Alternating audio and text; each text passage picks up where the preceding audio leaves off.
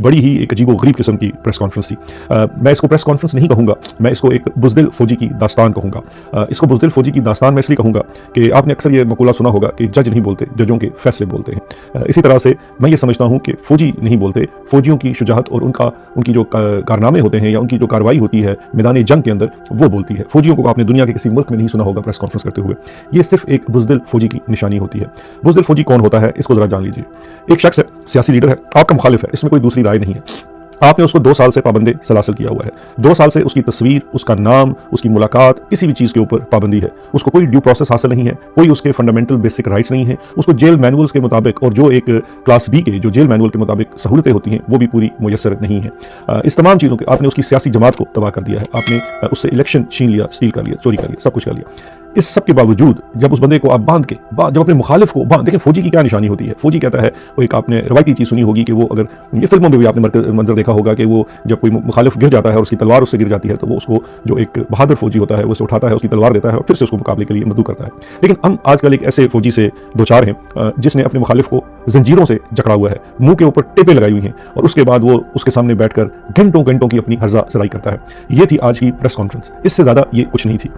चचा शरीफ का लड़का, चचा शरीफ कौन, वही जिन्ना वाली सरकार जो जिन्नों से बिजली बनाना चाहते थे, ये उनके साहबजादे इतनी ज़्यादा खुशू और खुजू के साथ आज उन्होंने पूरी की पूरी प्रेस कॉन्फ्रेंस जो थी वो इमरान खान साहब के ऊपर की। और वो पूरी प्रेस कॉन्फ्रेंस का फोकस जो था वो 2 दिन कबल यानी कि 2 दिसंबर को होने वाली मुलाकात और उसके बाद इमरान खान साहब की मुलाकात में कहा जाने वाला एक फ़िक्रा जो था वो इस पूरी प्रेस कॉन्फ्रेंस का जो नुक्ता नज़र था। और वो फ़िक्रा था कि आसिम मुनीर एक जहनी मरीज़ है। इस चीज़ को लेकर जो जनरल शरीफ साहब के साहबजादे हैं, शरीफ साहब हैं, जनरल अहमद शरीफ, इन्होंने इमरान खान को एक नेशनल सिक्योरिटी थ्रेट डिक्लेयर कर दिया। और ये आप यकीन जानिए, नेशनल सिक्योरिटी थ्रेट डिक्लेयर करना किसी शख्स को, ये एक ऐसे नहीं है कि ऑफ द कफ रिमार्क होता है, लेकिन दिया ये ऑफ द कफ रिमार्क की तरह से गया है क्योंकि मुल्क में एक ही शख्स की हुकूमत है और उस एक शख्स को, चूंकि इमरान खान साहब अपने तई वो एक जेल में बंद एक इंसान है, उनके ऊपर बेशुमार किस्म के मुकदमात आपने किए हुए हैं, उनके खानदान के ऊपर जुल्म हो रहा है, उनके नाम लेने पर पाबंदी है, उनकी कही हुई एक बात के ऊपर ये सारे का सारा रद्द अमल था।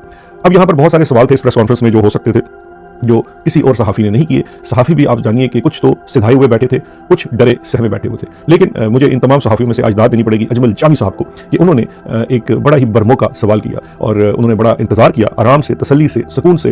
ये समअप कर देता है इस पूरी प्रेस कॉन्फ्रेंस को कि दरअसल ये प्रेस कॉन्फ्रेंस थी क्या।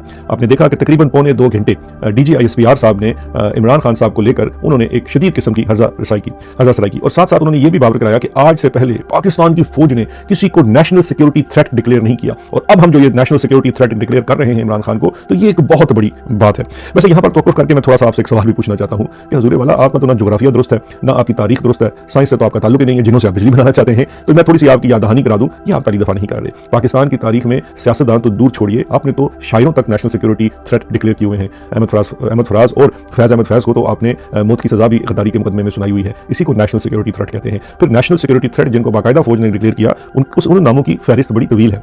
आज आपके जो हवारी हैं, उनके नाना जान जुल्फ़िकार अली भुट्टो को फौज ने ही फांसी दी थी, अब तो अदालत भी उससे मुकर चुकी है। शेख मुजीबुर रहमान वो आपके नेशनल सिक्योरिटी थ्रेट थे। फातिमा जिन्ना हमारे जो बानी कायद थे पाकिस्तान बनाने वाले, उनकी हमशीरा भी नेशनल सिक्योरिटी थ्रेट तो छोड़े, आपने तो उनके ऊपर कुफर के फतवे और दुश्मन मुल्क का फतवा तक लगा दिया था, वो भी आपके एक फील्ड मार्शल थे। इसी तरह से नवाब अकबर बुगटी, उनको भी आपने नेशनल सिक्योरिटी थ्रेट डिक्लेयर करके मार दिया था। ये फहरिस्त बहुत तवील है, तो हमें ये मत सिखाइए कि ये कोई पहली दफ़ा आप किसी सियासतदान के साथ कर रहे हैं। हाँ, ये ज़रूर है कि जितना जुड़ा आपको इमरान खान है, शायद कोई और सियासतदान इतनी शिद्दत और हिद्दत के साथ आपको पहले जुड़ा नहीं। खैर, ये तो हो गया जो आपने जितनी चीज़ें जो बात की उसके ऊपर। अब मैं वो अजमल जामी के सवाल के ऊपर आना चाहता हूँ कि अजमल जामी के एक सवाल ने पूरी प्रेस कॉन्फ्रेंस को, मैं कहता हूँ, फाड़ के रख दिया। और वो सवाल क्या था? उनका सवाल जो बेसिकली था कि जनाब, ये ठीक हो गया आपने जो कहा इमरान खान के बारे में, PTI के बारे में, दुरुस्त हो गया, लेकिन हमें थोड़ी सी रहनुमाई फरमा दीजिए कि 28 तारीख से लेकर 5 दिसंबर तक नोटिफिकेशन इशू करने में और उस तमाम इशू के अंदर जो है वो किसकी जानिब से डिले हुआ और ये डिले क्यों हुआ और इसकी क्या बुनियादी वजह थी, ये सारी चीज़ें।